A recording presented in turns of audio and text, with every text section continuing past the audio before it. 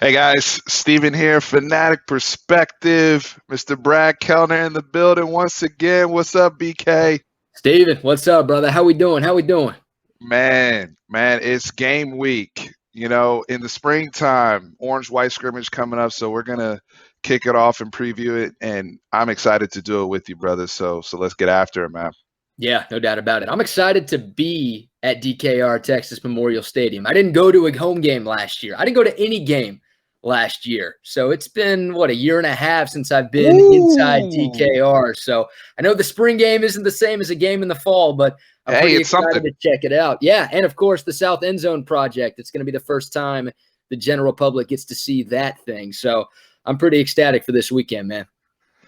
By the way, you retweeted the awesome video of the Texas football, and they show, I think it was Vince Young that was doing the voice of it. I think it was you that retweeted it, and they showed the South End Zone, some of the progress that they've made, and it's in almost pretty much enclosed now, and it looks incredible.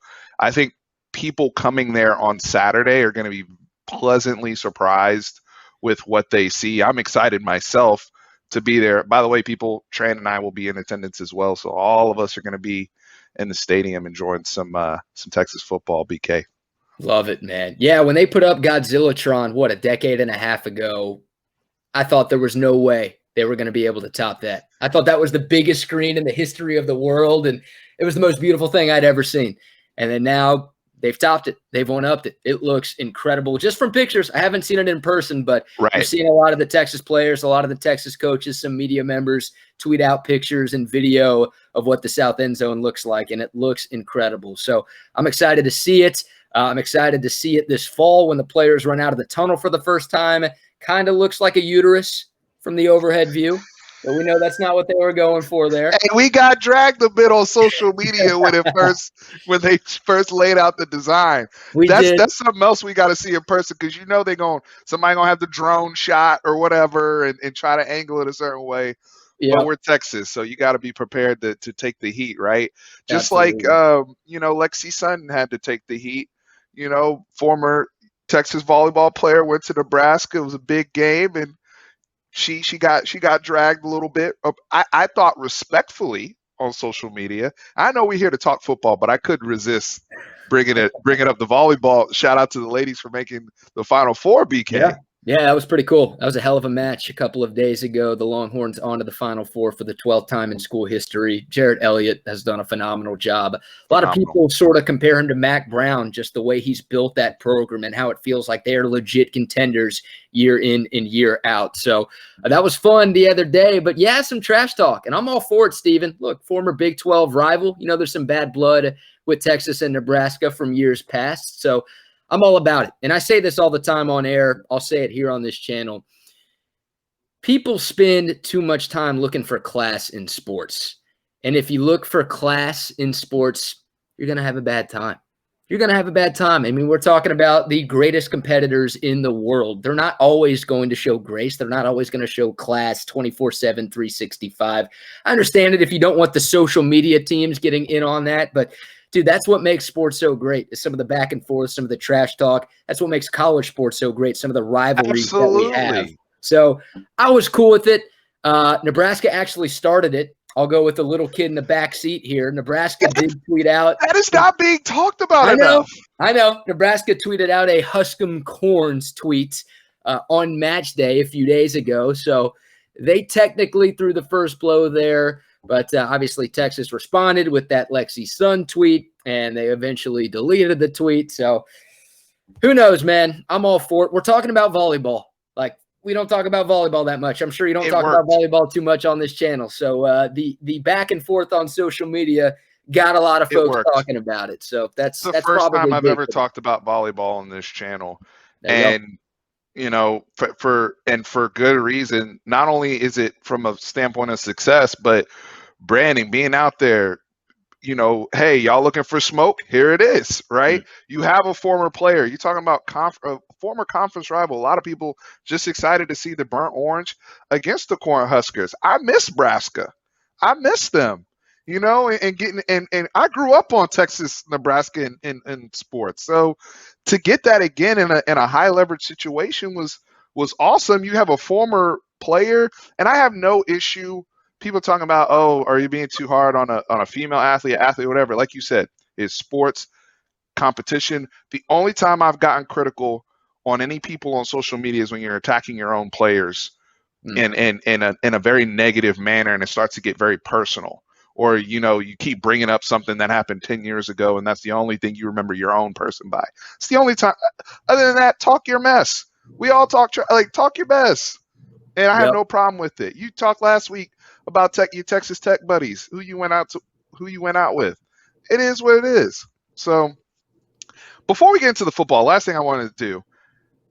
By the way, BK has a YouTube channel. We have to plug it because you guys have done a great job already of, just getting aware, hitting up the channel. So make sure you guys go subscribe to Brad Kellner on YouTube. I really appreciate it. Brad also started a soccer podcast with Bucky Godbolt. We got, obviously the triple option on 1049. So Brad is all over working hard for the people. Hey, Appreciate it, BK. we're grinding like a bar mitzvah dance floor, Steven. We are grinding out there. But I appreciate you, man. It's an honor to be a part of this channel. Got to get you to 10K. That's the goal. Fanatic Perspective needs to be at 10,000 subscribers on YouTube. This channel is unreal. You've been putting out great content for a long, long time, and I'm honored to be a small part of it. So I appreciate the love and the plugs for you, but I got to return the favor, man. Absolutely. So let's jump into the orange white, man. We got all the pleasantries out the way. Let's get into the meat of this. There's been a lot of talking points about the quarterbacks. A lot of talking points about Bijan Robinson potentially not only being the best player on this team, but one of the best running backs in the country. For you specifically, I can never say that word clearly. For you, what are you looking to see out of this scrimmage?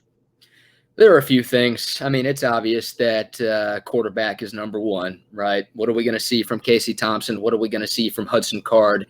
To this point, Texas has had 2 scrimmages this spring, of course, behind closed doors. But by all accounts, Casey Thompson was the better quarterback during the first scrimmage, and Hudson Card was the better quarterback during the second scrimmage.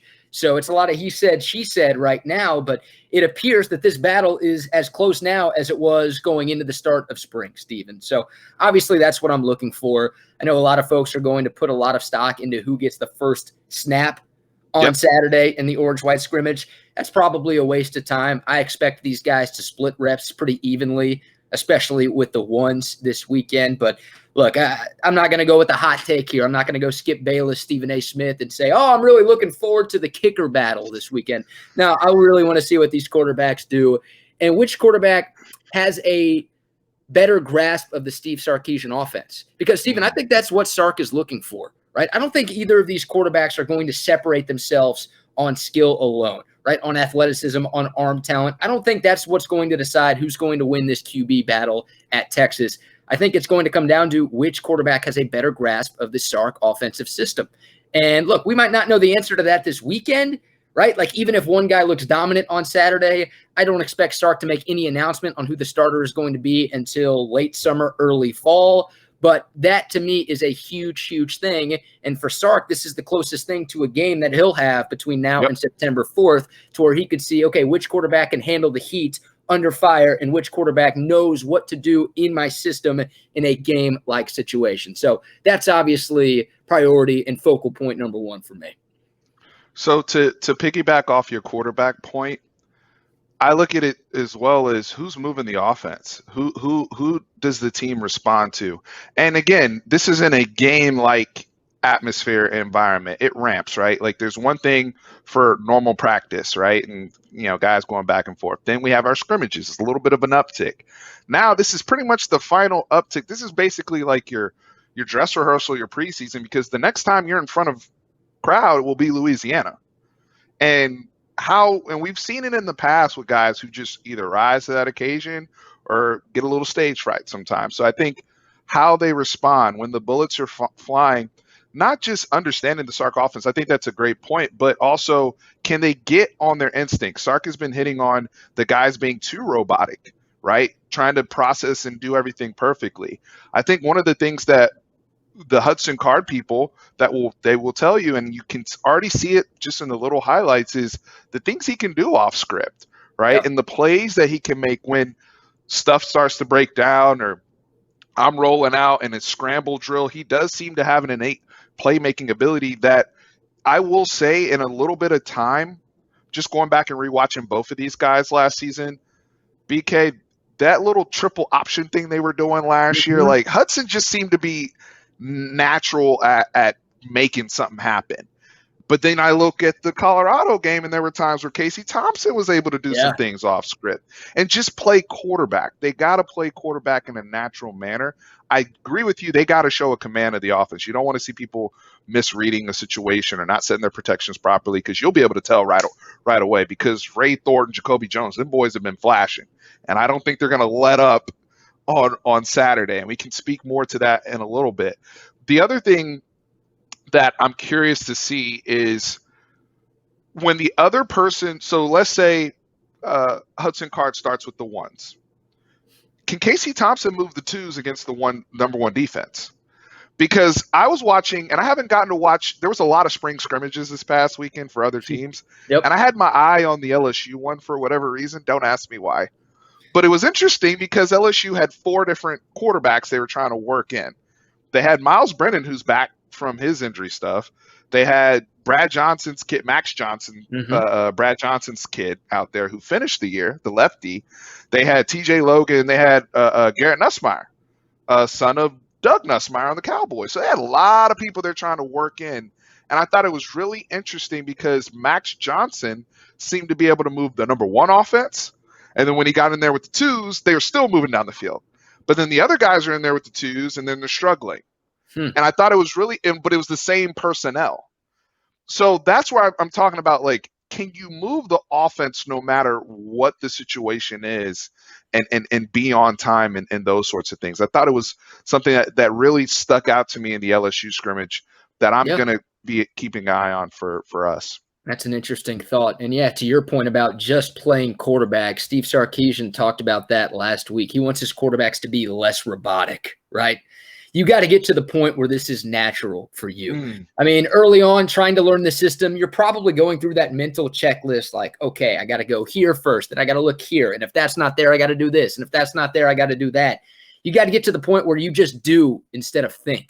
And Sark has talked about that. I've heard other football people talk about that in the past, to where the reps just lead to natural ability, natural instinct. And hopefully that's where hopefully that's where both of these quarterbacks can get by the time the actual season rolls around. So, yeah, I like that point, though, about QBs not just having success with the ones, right? I mean, we'll get to the wide receivers, I'm sure, in a couple of minutes, but sure. I think we all feel pretty good about the starting wide receivers, at least the on-paper starters. Now, one of those guys, Jake Smith, we won't see this weekend because he's rehabbing from that foot injury, but we know Jordan Whittington can play. We know Troy O'Meara can play. We know Joshua Moore's got some game, but when those guys are off the field, can a quarterback find open receivers, right? Can a quarterback move the offense down the field without his number one weapons? Or let's say Bijan's on the sideline.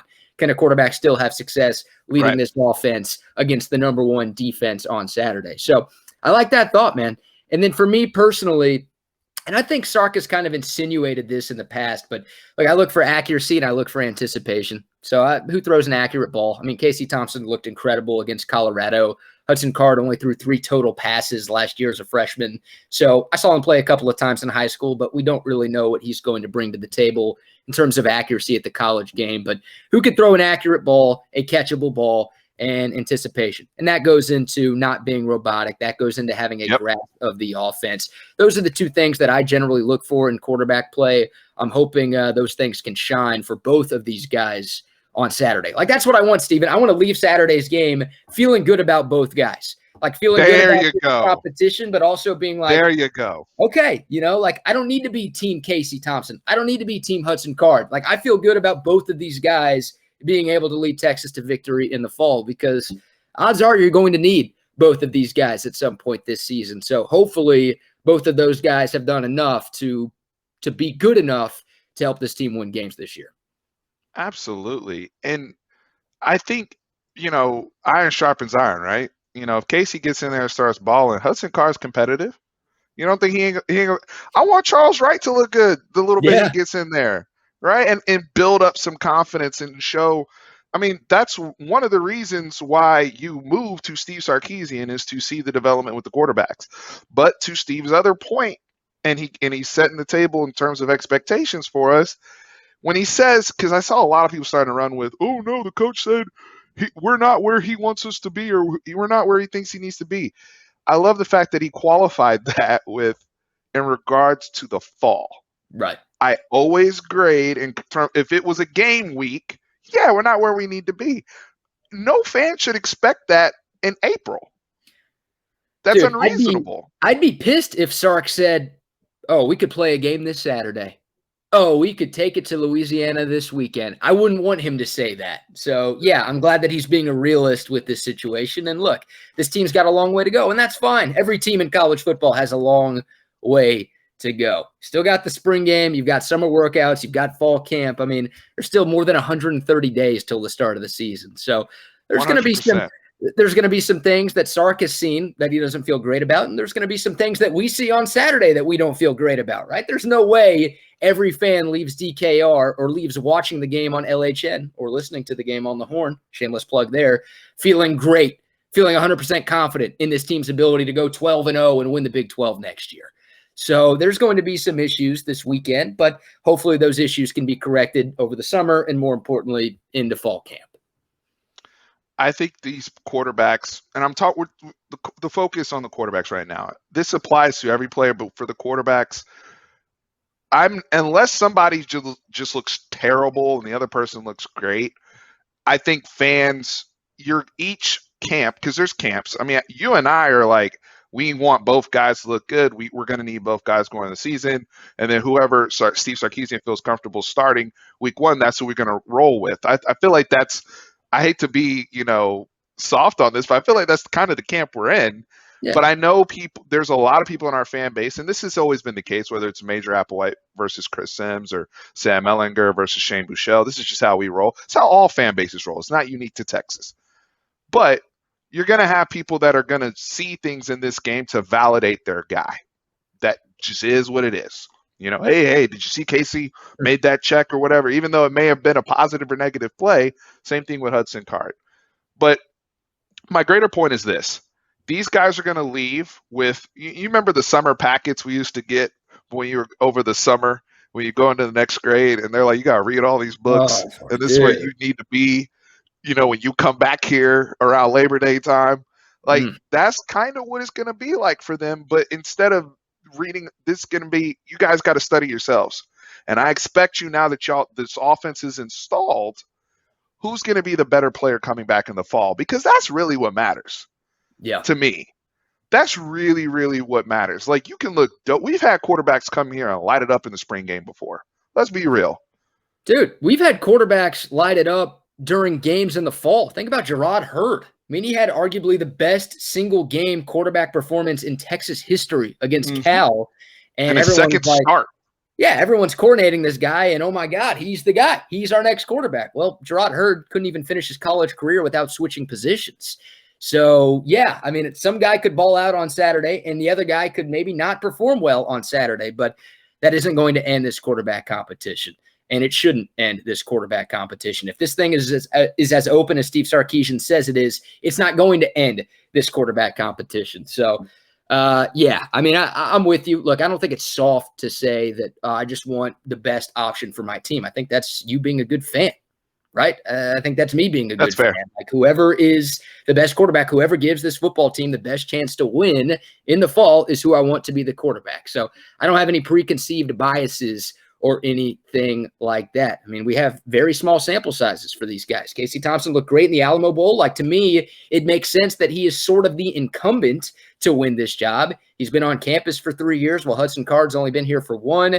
Casey Thompson's got more in-game experience than Hudson Card has. So, to me, like, to lean to him as the favorite right now, okay. But just because I feel that way doesn't mean I'm like rooting for Casey Thompson. Doesn't mean I'm going to be partial to Casey Thompson on Saturday. No, I think all fans, unless you're a family member of Casey Thompson or Hudson Card, I think you should be watching this with a pretty neutral stance on Saturday.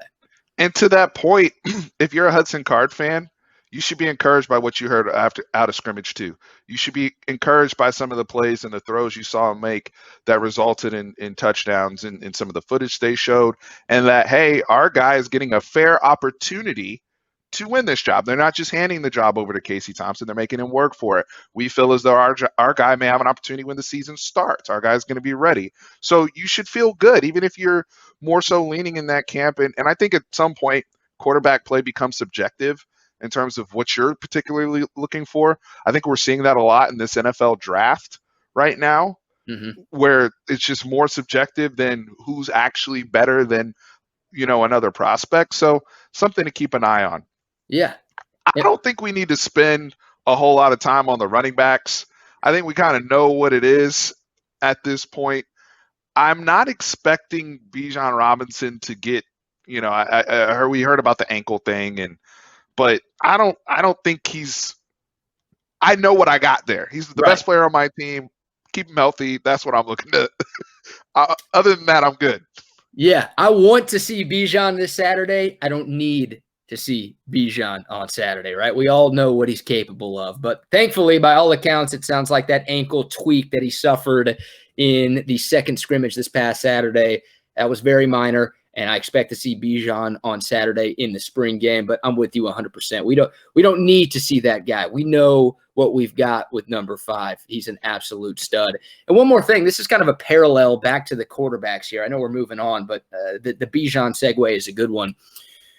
I believe, Steve Sarkisian, that the quarterback competition is open, and I believe that he is going to run this football program as a true meritocracy. Now, Tom Herman talked about that all the time, Steven. He used the word meritocracy all the time. I don't think he knew what that word meant. I really don't think he knew what that word meant. And that goes to Bijan, right? Like, Bijan last year was clearly the best running back on this football team, but because he was a true freshman, Tom Herman was not playing him. That's one of the reasons Tom Herman lost his job. So if it was a true meritocracy last year, Bijan Robinson would have led this team in carries. He would have been the leading rusher every single week for the Texas football team. And if this quarterback battle was going on under Tom Herman's watch, then I think it'd be safe to assume that Casey Thompson is going to be the guy. Like, Tom Herman would probably lead us to believe that it's a meritocracy and that it's an open competition, but he would be leaning Casey Thompson because he's got the experience. I don't think Sark is going to do that. I firmly believe that Sark is going to find a way to get his best 11 players on the field at all times, regardless of age, regardless of experience. So I do think we'll see a lot more Bijan this fall, as I kind of make 2 points in one. And I think that's a damn good thing. I mean, he's your best player. You got to ride that guy as much as you can. #feed5. That's what I'm looking for this fall. If you really think about, and I don't want to get off track on the Tom Herman thing, but it's I something know, that's that my you bad. brought That's up. on me. That's on me. No, because I think this is something that people have to understand as well. I don't even think it was the running back rotation was an issue to a large degree, especially towards the end of the season. At the beginning of the season, I understood it. Bijan almost broke his neck. We can go down that road all we want to. It took that brother a couple weeks just to get back. But once he was ready to carry the load, Tom Herman and them, they still had this reluctancy about them. Even into the bowl game, they were still reluctant. Didn't make sense to me. Yeah. But one of the things I've always thought with Tom Herman is how Stan Drayton is a godsend at recruiting that position, because they never wanted to give their running backs the ball anyway. The quarterback was the one leading the team in rushing all the damn time to begin with. Sam Ehlinger had more rushing attempts than anybody. Yep. And that was kind of the case throughout the last 3 years. He was your short yardage back. He had a year where he had 16 touchdowns. Not that he was never effective or anything like that. But in terms of recruiting the position in the state of Texas to where you want to go after, the Jay Blues and the Ruben Owens of the world, these high level guys, and recruiting them, or even LJ Johnson didn't come with us, but it's like, dude, am I going to get the ball, or am I going to be the lead blocker for the quarterback on 3rd and 2 when they run quarterback power 95% of the time? You know what I mean? I feel like with Steve Sarkisian just saying, oh yeah, short yardage, my running backs are getting the football. I love that. And he actually mentioned that earlier this spring. And I'll be honest, Stephen, all season long, I was praying to the heavens that Bijan Robinson would not enter the transfer portal. I was so scared. Every Sunday, after a game where Bijan Robinson was clearly the most talented running back, the most talented player in Texas's backfield, but he'd only get like 6 or 7 carries. I'd wake up on Sunday just praying that I didn't see a tweet that said Bijan Robinson has entered the transfer portal. I am so glad that he stuck it through last year, and I'm glad that Sark's here because, look, I don't know if Bijan's Najee Harris right now, but I think he's got the potential to be relatively close to Najee Harris, and Sark worked Najee Harris in a good way. I mean, Najee Harris was a huge part of the Alabama offense the last 2 years, both as a runner and as a receiver. I think that's going to be Bijan's role in this offense. I know that excites him, and I think that should excite every Texas fan too. And he was a workhorse in the big games, Najee Harris, that was. In the big games, he got the football. And I thought they did a brilliant job of navigating his touches too. It wasn't just 30 carries, between the tackles, right? It was the screen game, which I'm excited. Are we going to have screen passes again, Brad? The possibilities feel like they're endless. They're talking about actually using these dudes in the slot and some of the things that they did. Like Najee Harris did all of those things, but they also didn't run him into the ground either, like we've seen with some of these other running backs, whether Jonathan Taylor from a few years ago or the brother Bryce Love, who just got cut from from Washington football team, who was, Heisman runner up, but just it wasn't pointless carries. It was effective carries. And in the big game, when they play at LSU, you're getting the rock 25 to 30 times. We played Clemson or whoever, you're getting the rock 25, 30 times. Notre Dame, all those games. So I think being sensible, I've been saying on this channel, smarter, not harder, because these kids, I know they know how to work hard. You look at Bijan Robinson's body, Roshan's body, Jordan Whittington, these brothers work. There's never been an issue of work ethic here, at least recently. It's smarter. 3rd and 2, don't tell everybody in the whole stadium you're running quarterback power again. Just things of that sort getting to that. So I think we're both cool with the running backs and how they'll be used and showcased. I think one of the things we want to see as well is where they'll line up. What type of are they running outside zone more? The versatility in the run game. And also, I think it's more so married with how the offensive line looks to me. Agreed. Are they opening up lanes, things of that sort? I want to get to the wide receivers, though. BK, I said on a podcast, on Hornscast, shout out to the Fire Steve Sarkisian podcast on Hornscast. You guys are awesome. And for those people that don't understand the name, it's satire, but not everybody understands. No, it's satire. Not. They really want Sark gone already. They've hated this spring. They're ready to make a move. They've seen enough. I love those guys. On that podcast, I said the guy I was looking for was Kelvontae Dixon. And the reason why I said his name is, as what Brad mentioned earlier, we know some of the givens that we have with Joshua Moore, Jake Smith, even Troy O'Mary when he comes back and how he was looking. But I've been looking for that guy that really fits the mold of what we've seen from those Alabama guys, because Sark at his best, from Sark, the Sark that we're hiring is the Sark we saw at Alabama, not just last year, but the year before when they had Ruggs and Judy and all them boys too, right? And he was tearing it up with Tua. Like, that's the type of guy, Kelvontae Dixon, that at least looks like and runs like some of those Alabama guys. And that's the guy I've been paying attention to. So I've been very encouraged to hear recently in practice his name start to pop up. I like the fact in the LHN All Access video, he's the wide receiver. He's getting coached up. There's a reason for that. Yeah. Because he has that natural skill set that fits into what Steve Sarkisian has had so much success with recently. Apparently, he had a 50-yard touchdown reception in the second spring scrimmage, too. So he's making some actual plays in de facto game-like situations. But that's the biggest question for wide receiver for me. Outside of those top guys, who's going to step up? Kelvontae Dixon, we've heard his name mentioned a lot. Apparently, Marcus Washington has taken some serious strides this spring. And to me, there are two guys who need to step up right now, Steven. Like, it's go time for two guys. It's not Kelvontae Dixon because he's still an underclassman. The two guys I'm talking about, Marcus Washington, Jr., Alvonte Woodard, Jr. Like, if those guys want to have NFL careers, which I assume they do, anybody who's on scholarship playing at the University of Texas probably wants to play on Sunday, it's go time for those two cats. So hopefully those guys can step up. I love hearing Marcus Washington's name more. I'm going to look out for him a lot on Saturday. And that's the big question for me at wide receiver. And we need depth at that position, Steven. It's Absolutely. no secret. Like, we know Jordan Whittington can ball. We know Troy O'Meara can play. Well, by all accounts, Troy O'Meara can play. We know Jake Smith can run. We know what Joshua Moore is capable of. All four of those guys have injury history, Steven. All four of them. All four of them do. All four of them. So, and that's not a slight against them. That's exactly. just the reality of the situation. That's just the reality of the situation. So odds are you're going to need more than those four guys this fall. At least one of those second tier, I hate calling them that, but you know what I mean. At least one or two of those second tier kind of receivers is going to have to step up and make an impact for this football team. So, yeah, I'm going to be looking for those guys on Saturday as well. And it'll be a good opportunity for them. I mean, this spring has been a great opportunity for those guys to step up and make some things happen.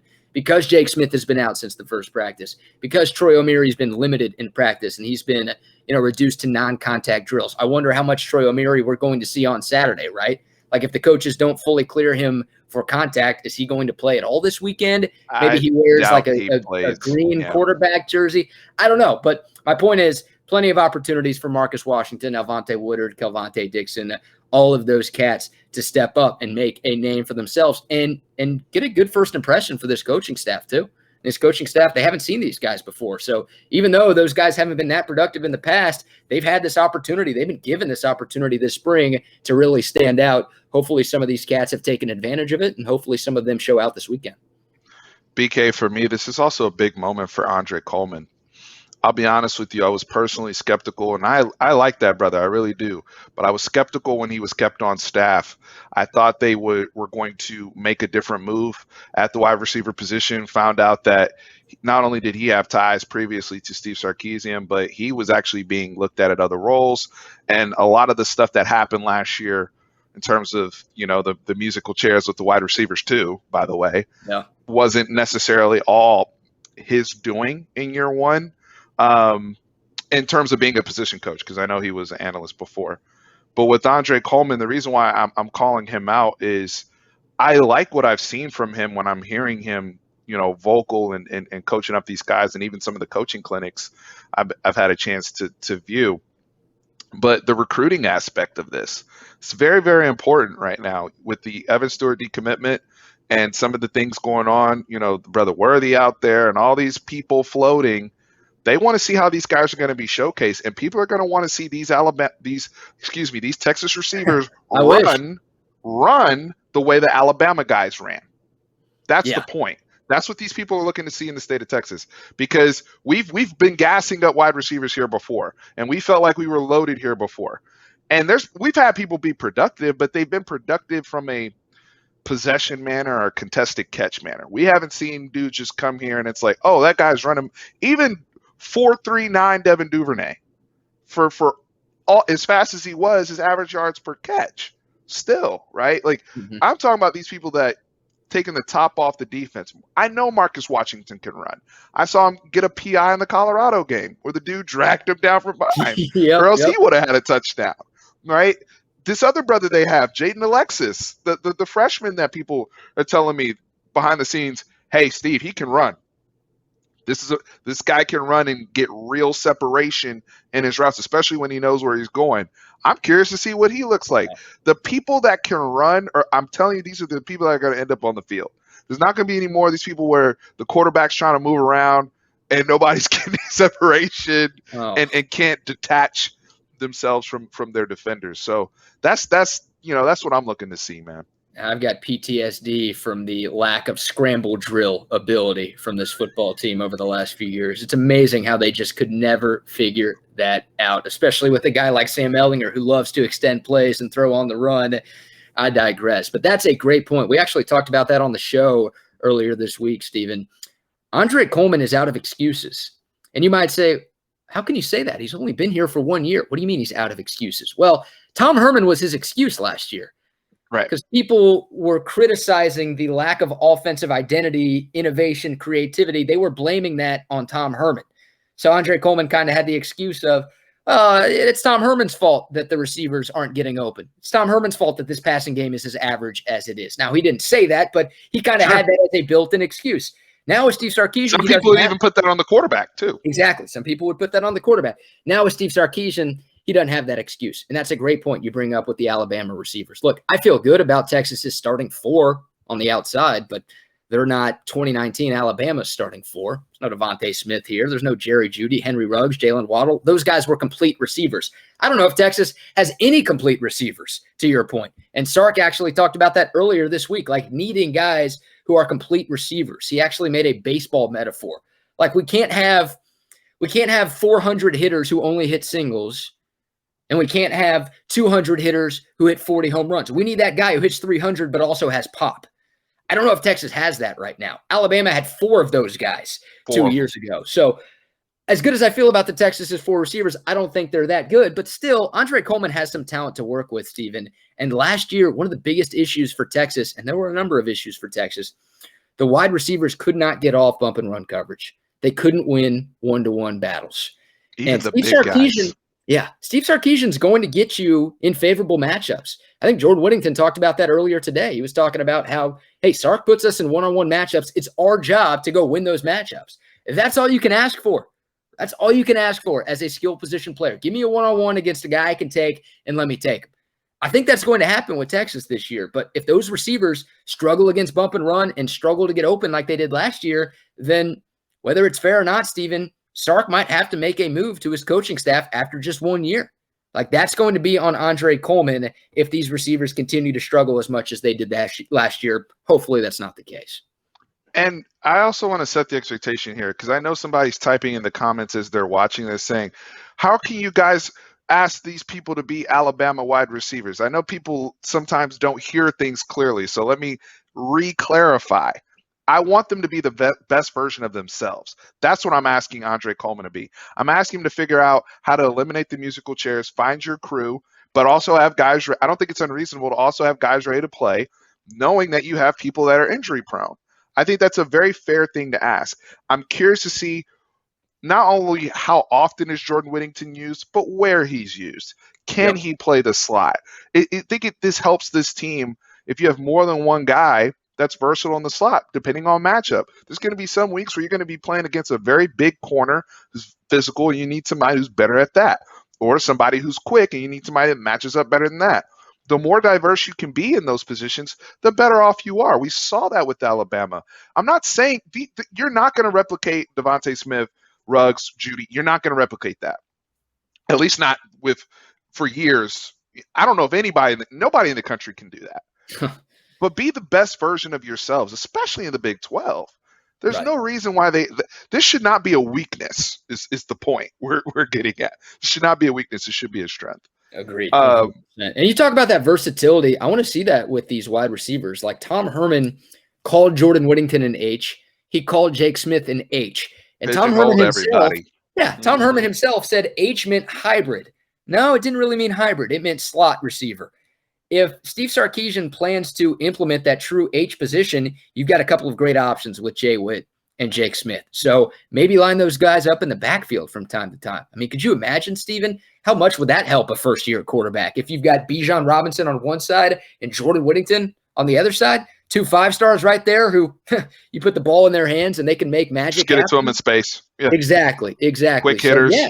You've got some versatile pieces on this offense. You've got some guys who can cross-train and play multiple positions. Tom Herman didn't utilize that. Hopefully Steve Sarkisian will. So the big uglies up front, and I say that because we need to be ugly in the trenches and get after and be grinders. I expect to see a bunch of different lineups. I think that's kind of been the case, all camp, as Kyle Flood is just trying to figure out who the guys are going to be. I'm curious because Derek Kerstetter is still outstanding in all of this. I'm curious if the starting 5 are already here or if they get to a point where they're still because I feel like Jake Majors has, from everything I've seen and heard, Jake Majors is pretty solidified at center. So if Derek Kerstetter is coming back to take somebody's job, it's going to be one of those tackles. Mm-hmm. Just curious to see how it shakes out and the different type of lineups and adjustments we'll see. Yeah, I think you can Sharpie in Jake Majors as this team starting center, but that's it. I mean, I feel good about Junior Angalau and Denzel Okafor being the 2 starting guards for this football team. I'm just not sure who's going to be right guard, who's going to be left guard. But I do think the strength of Love this Denzel's offensive body line. this year, Yeah, by he the looks way. a lot better. Dude, Mhm. what is he, like 32 now? I mean, that guy's been on campus forever. He should have a good body, man. He should look strong and big and faster than all of these other dudes. That guy's been here forever, man. And I love that he's here. It's great to have a 6th year on campus. Like, that's an Hey, advantage. Coach Beck did unlock something with that brother because he looks Come fantastic. on, man. I'm all for it. I'm excited to see Denzel Okafor. And, he had a player availability a week or two ago, and he was talking about how comfortable he is playing guard, right? How he feels that guard is a better fit than tackle for him. So, yeah, I expect him to be a starter. Junior Angelau started every game for Texas last year. A little bit inconsistent, but he's shown me enough to where, okay, I can probably pin him in as a starter for this football team somewhere on the offensive line. The question is the tackles. Obviously, you lose Sam Cosmi, your rock on the left side. Who's going to replace him? By all accounts, all spring long, Christian Jones has been this team's #1 left tackle. And hopefully we see Christian Jones show out on Saturday. And hopefully the coaches can feel really, really good about the left tackle going into the fall. And Christian Jones, a pretty highly touted recruit. We've heard some good things. He's waited his turn. Hopefully he can shine this year. That would be huge. But those are the questions for me, the tackle positions. Christian Jones seems to be the guy on the left side right now. Can he do enough to really grasp that job and hold on to it through the course of a 12-game season? And then who's going to be the right tackle, right? I mean, we've heard Andre Carrick's name mentioned a bunch of times. He played great down the stretch last season. I mean, it was he and Jake Majors who were kind of thrown into the fire against K-State and against Colorado in the Alamo Bowl. And both of those guys did some really, really good things. So Carrick, is he a starter on this team? Isaiah Hookfin, we've heard his name a lot. And then you mentioned Derek Kerstetter as well, who is a much better right tackle than center, right? The coaches, one of the many mistakes the last coaching staff made trying to play Derek Kerstetter at center. Clearly that was not the right fit for him. And he was actually one of the better right tackles in the Big 12 2 years ago, and he just got moved to center. I know part of that had to do with just Texas not having a center they felt good about on the roster. Yeah, they After lost losing Shaq. Yeah. Who's going to be I that want to guy? make this point though, real quick. So Herb Hand, here's my biggest issue with him. Right, I did not have a problem with him trying to move Kerstetter over to center because I also think they were trying to get somebody. They thought his NFL prospects were better at center than they were at tackle. I have no problem with them, especially if the player is willing to put in the work and assume the responsibility. Derek Kerstetter already played all over the offensive line, so them thinking he could play center at a high level wasn't ridiculous to me. What was bad is that Jake Majors looked so good at the end. It's like, you can't tell me that he wasn't ready sooner. Yeah. Like, you guys didn't even try.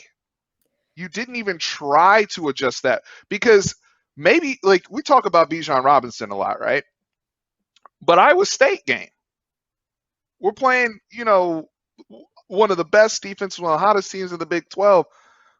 Even before that game, when you were having trouble with some of these running lanes, that Iowa State game, I go back to the 4th and 1, and people talk about the play call. It's like, it's 1 yard, and we come up inches.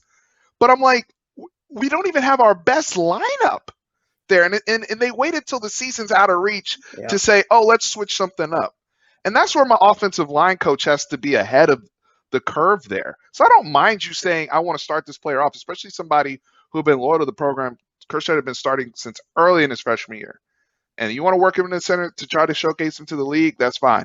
But once that shit stopped working, move his ass back to right tackle. Right. And if you know Jake Majors can play, put him in there. Because the Jake Majors thing is just as reluctant to keep somebody off the field as it was with Bijan. It's a great point. And look, I agree with your thought on moving Derek Kerstetter to center and trying to improve his draft stock and increase his chances of playing in the NFL. But that was a horrible eval by this coaching staff, by the way. But yeah, to your second point, yes, dude, I was hearing, I'm sure you were hearing, that Jake Majors was practicing really well. Like, he looked comfortable playing center in practice. And Derek Kerstetter, it'd be one thing if Kerstetter was playing well, but he wasn't playing well. He clearly looked out of position. So, yeah, the fact that it took the coaches until after the season was pretty much done to make a move like that is ridiculous, man. I agree with you 100%. So I feel good about Jake Majors, but, yeah, look, I'm excited about Kyle Flood too. I really am. I mean, I love Sark's initial coaching staff. We talked about this a little bit in our video last week. Kyle Flood is one of, if not my favorite assistant coaching hire that Steve Sarkisian made. He's a guy with head coaching experience, which I always love. He's pretty good on the recruiting trail as well, but he's just a bona fide proven offensive line coach. And Herb Hand was not good. He was not good. And we were warned, Steven. I don't know if you remember this, but when Texas hired Yeah, Herb the Hand, Auburn people. Auburn fans, Penn State fans, basically everywhere that Herb Hand had coached before Texas, their fan bases came out and said, oh, sorry about that, Texas. Sorry about that, y'all. And we found out that, yeah, Herb Hand was not cut out for the job. So I'm excited to see what We Kyle got fooled a can little do with bit these too guys. because year one was fine. Yep. And it was also like, oh, but you got a ready-made player in Calvin Anderson to hold down that left tackle. And it was like, was that fool's gold? And obviously it was because they had a little bit more experience there with all those guys, and we really got fooled year one, but it got exposed down the road. And it went into the Tom Herman thing we talked about earlier that we're beating the drum on. Like, you couldn't get a 1,000-yard rusher no matter who was in there, even before Bijan got here. Y'all were so adamant about the quarterback run game stuff because you needed the extra blocker all the time because your offensive line wasn't doing the job. Like, these are things I look at. Mm-hmm. And, speaking of extra blockers, we have not mentioned the tight ends, but I do want to give them some love because I think this is one of the stronger groups on the team, regardless of how people feel about Cade Brewer. I'm really happy about his body and the weight he's lost, getting back to his freshman, at least from the things I'm hearing. I want to see how he looks. Right. But, Jared Wiley, just the group overall looks very, very strong. Curious to see how they look. And, if the wide receivers aren't having their act together, how those guys can help out in the pass game. You got to be careful talking about 22-year-old boys' bodies, Steven. You scared me with that comment a few seconds ago, saying you really like Cade Brewer's body. I'm like, whoa. Be careful. This is a family YouTube channel. Don't take me out of context. At least I thought it was a family YouTube channel. I don't know what the hell's going on with you guys at Fanatic Perspective, man. Steven, you and I differ on the tight end position, and I love that. I love that we differ on this. I have zero confidence in the tight end position. I'm going to come out and say it. Now, Jared Wiley showed me some things last year when he was on the field, but he's not a great blocker. Like, we don't have a complete tight end right now. We don't have a tight end who can block. We don't have a tight end who can catch, who can do both of those things. I think we have maybe tight ends who can block or catch. I don't think we have tight ends who can block and catch. Okay. So that's my fear right now. And we've heard a lot of reports about Sark using 12 personnel in the spring, and that scares me. Like, I don't know if that's because the receivers are bad. I don't know if that's because the offensive line isn't good enough and they feel like they have to have a couple of extra big bodies to block for the run game. I don't know what it's for. But to me, I don't view that as, hey, the tight ends are really good, we have to put two of them on the field. I hope that's the case, but I have not seen enough from this tight end room to feel like that's the case. So Cade Brewer, another one of those guys taking advantage of the COVID eligibility waiver. Jared Wiley, once again, showed some things last year. Braden Liebrock's on campus. Gunnar Helm, Juan Davis, a couple of freshmen who are apparently doing some good things. But I said this going into last season, Steven, and I think I was right. I did not feel good about the tight end position going into last year. I don't feel great about the tight end position going into this year. I just don't think, unless you tell me Jatavion Sanders is playing tight end, I don't think Texas has a difference maker at tight end right now. A difference maker, that's fair. I do think Jared Wiley can get there, and I think he's a little bit better blocker, in my opinion, than you may be giving him credit for. That's fine. With Cade Brewer, they were trying to do the Andrew Beck thing. And it's like, just because he looks like Andrew Beck does not mean he's Andrew Beck, damn it. And then they made him, gain all this weight. He's looking like Ivan Drago, and it's unnecessary. And because coming out of high school, he was not that dude like that. He was a receiving threat who could, who's a tough guy. And I think them, hopefully, now sometimes guys lose the weight and they're still never the player again. We know he had a bad ACL injury as well. It's robbed him of some of that athleticism. But overall, I've seen them featured. Malcolm Epps caught a touchdown for what it's worth, like in the videos. And they said that they like Malcolm Epps and some of the things that he's doing. Also, Jeff Banks, and I know he's more here as a special teams guru and as, the high super recruiter on the staff. He's the guy to go close your deals. And I get that. He's making $1 million a year. That's dope. But I think that's still a step up from Jay Boulware and some of the other people we've had coaching the tight ends. Yeah. Like honestly, like what type of instruction had they even been getting the last few years? In conjunction with the fact that the offense, again, they were in there to be, just either you ran a seam route or you were in there to block as an H back kind of. Like I don't even the things that they're going to be doing, like what Billingsley does at Alabama, and it may be Jatavian Sanders coming on board. I'm including him in that group, but Hmm. I've heard good things about Gunnar Helm and Juan Davis, so we'll see what the tight ends look like. We can agree to disagree there, Yeah, but hey, that's why we have different perspectives on the channel. That's why y'all got absolutely. to go subscribe to Brad Kellner's channel so he can say, "I told you so." The tight ends are trash. Hey, At the- I'm hoping it's you who's telling me that you told me so. I'm hoping I'm wrong on this, man. I'm a right. Texas fan first and foremost, so when I have takes like these, I hope they're wrong. But yeah, I just don't But know. you got And to be honest. I'm glad you brought up Malcolm Epps too, because he's one of those guys. Look, Malcolm Epps is a physical freak of nature, man. He's a rare combination of size and speed that a lot of guys just don't have. We haven't seen that translate into success on the field for him.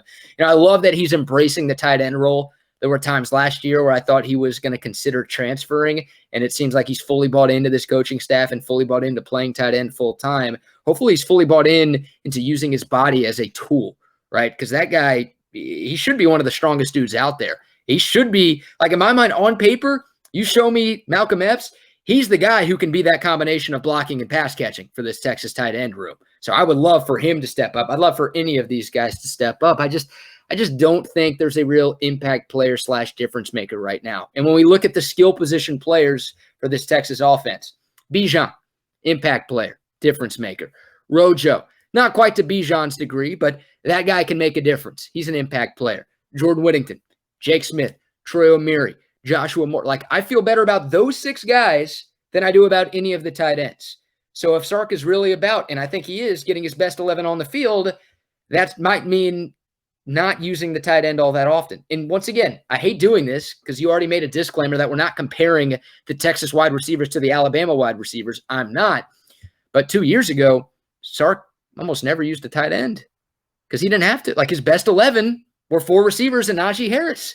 So Right. if that's the case, if none of these guys step up and prove that they can make a difference on Saturdays, then we might see that with Texas this year. So hopefully, like, Tom Herman was married to 11 personnel, Stephen. He was married to the tight end position. I hope Sark is not married to a certain personnel grouping or married to I a certain agree. position. Just get your best guys out there at all times. Sark's talked about that. The past shows that he's done that. Hopefully that translates here to you too. The more we can do well, the more dangerous we are. That's how he's roll. I mean, everybody talks about all gas, no brakes, and that's the sexy tagline. But to me, when I think about Steve Sarkisian, that's what he's talking about because I think he does. He may not, and he's going to learn. That's one of the things that's nervous for me. He's going to have to learn the Big 12 because the Big 12 and how it's weird. It's a weird conference. It's not the way the SEC is, the Pac-12 or other conferences. But one of the things he'll learn very quickly in the Big 12 is how week to week you can play a completely different team. And I think not being married to those things, and the more you can do well in your personnel groupings, the more success you can have. You see this with Oklahoma. This is the one thing that Lincoln Riley has always been able to run the football and throw that thing.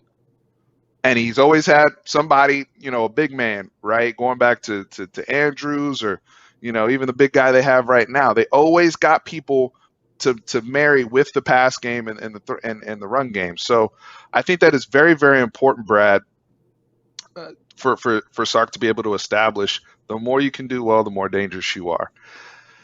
I want to cut this into 2 parts, and I'm calling an audible on the fly because we talked a lot of offense right now. So we'll have you guys out there that are listening to us digest this as the offensive piece in the preview for the orange-white scrimmage. Y'all let us know what you're looking to see. We got what BK's looking to see. Y'all have gotten our takes. And remember, it's a scrimmage. These guys, this is their 3rd scrimmage that's coming up. This is just the one we get to see. So the spring game is not the end all be all, nor is it with any other spring games you guys have seen on TV, but it does mean something. It is impactful to the fans' eye and to the coaches in terms of who can perform under the lights. And I want to touch on this more in part 2, but for those of you who are watching this offensive preview, go check out and subscribe to Brad Kellner's YouTube channel. Like I said at the beginning, he's got a lot going on to be excited about. Greater Austin area, everybody out there that is following BK, I appreciate you on this one, man. Appreciate you, man. Stick around for defense. We'll talk a little defense here coming shortly. But for those concluding this video, remember, Horns always up.